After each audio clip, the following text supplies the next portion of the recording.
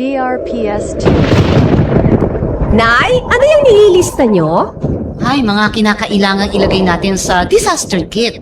Inihanda ko lang baka kasi lumikas tayo sa evacuation center. Malakas ang ulan at tumataas na ang tubig.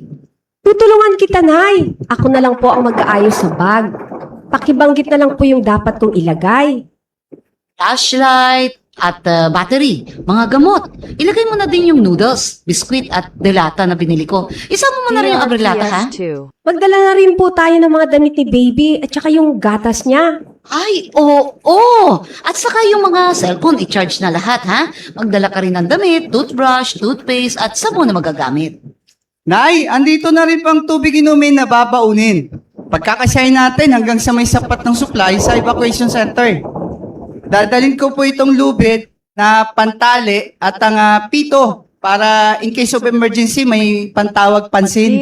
Sige. DRPS2. Asan na ba ang tatay mo? Inaayos po ang mga alagang hayop.